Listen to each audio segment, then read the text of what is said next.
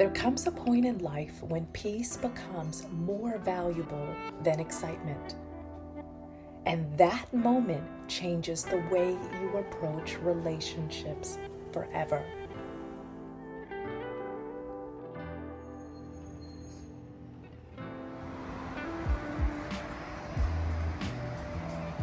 For many women over 50, the question isn't how I find love.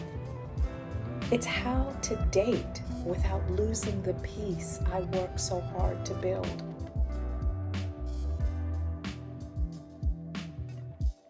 After a certain point in life, you begin to realize some things that are really important. There is absolutely nothing that I am willing to trade for my peace. Just gonna be real honest here, okay? I stay inside where it's safe. It's safe inside. Hi everyone, I'm Tricia. I live in Atlanta, and here on this channel we talk about life after 50. We talk about healing, growing, thriving, and living intentionally. And there's a topic that has been coming up a lot, and that topic is dating. Many people have found themselves single after divorce, a loss, or a life transition. What is life like over 50 and single? I remember a moment that made things very clear for me. I met someone and I thought that they were a good fit. Things were easy at first, and then they got really difficult. It started disrupting my peace. And in that experience, I made some really solid decisions about my life. And it then sent me on another layer of healing to where I stand today, where there is no one that is going to compromise the peace I live in every day. It's non-negotiable. There was confusion when it should have been fun and light and easy, because at this stage in life, we are choosing to share time with them. There ain't no obligation to do that. This is not an audition for love. If you're making a decision to share time with someone and it's no longer feeling easy and light and healthy, then you have the right to make a different decision for yourself. In this situation, there was a lot of confusion when there should have been clarity, and it was time for me to pivot, and I did that. When we were younger, dating felt very exciting. It was spontaneous, unpredictable. As I've gotten older, I look at things a little bit differently now.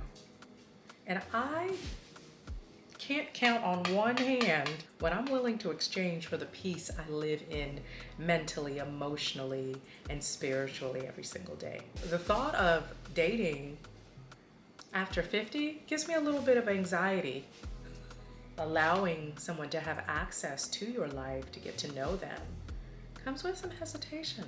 Comes with a lot of hesitation. Look, we're gonna keep this thing a buck. I worked really hard to become the woman that I've become, and to live in mental, physical, and emotional peace is incredible. And there's nothing that I want more than peace, because in peace I can create, in peace I can sleep, in peace I can multiply opportunities, in peace I can breathe, in peace I can live. And there are men on the other side of this that are feeling the same way, that they have worked intentionally to clear the clutter in their minds, to rebuild and restructure. I have a large percentage of men here on my channel, and I'd like to speak to you as well, that you are healing, that you are growing, and you are evolving. And if someone hasn't celebrated you, let me do that. I celebrate the work that you're putting in. And congratulations on committing yourself to be healthier, to recover, to understand the things that you've gone through and how they've impacted you in your life, and to be a better you, mentally, physically, emotionally, spiritually, and financially. So keep doing the great work, because it's not easy to work through all of those things as a person, and I applaud you. Healing teaches you something powerful. You can enjoy someone's presence without sacrificing your peace. Peaceful relationships don't begin with intensity. They begin with consistency.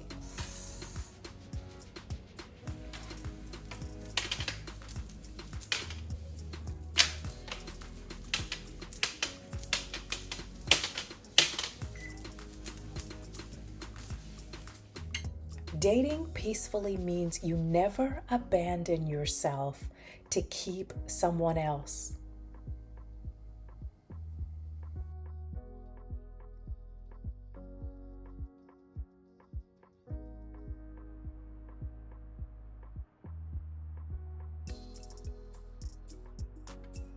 One of the biggest shifts that takes place when you're dating over 50 is you're not dating for potential. You stop imagining what life could be with them and what you could build and create, and you start actually looking at it for what you're seeing. And patterns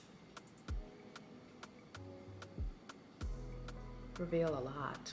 If you just step back and you watch someone's consistencies, inconsistencies,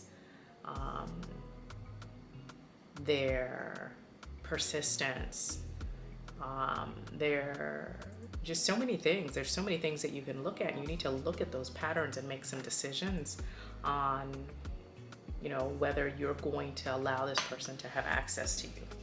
A healed woman is not auditioning for love. A healed woman is making observations. She's paying attention to patterns. She's paying attention to communication. She's paying attention to how you are handling your life and making decisions based on that. And patterns tell a whole story. You just have to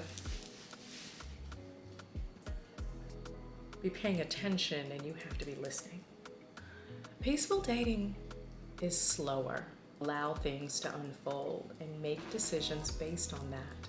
In peaceful dating, you aren't putting yourself in a place where you're getting emotionally connected to that, and it doesn't mean you don't have emotions, but we are managing ourselves in a way where if we have to step off that situation, it's easy for us to be able to do that. And if that situation is moving in a direction, or there being things that are revealed to you that don't resonate with who you are, or make your nervous system uncomfortable, step off. The right relationship will not disturb your peace. It will deepen it. Dating peacefully really begins with healing, love. When you understand your patterns, your boundaries, your worth, relationships become much clearer. And that's something I talk about deeply inside the healing room.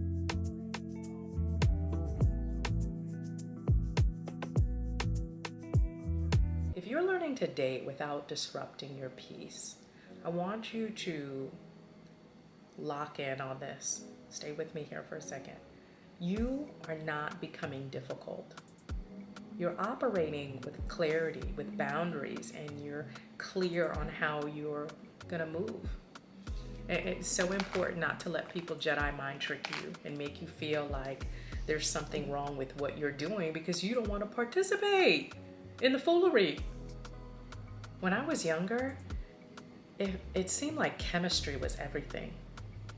But after 50, chemistry without character is exhausting. Many people are coming out of long marriages, long-term relationships, and walking through healing.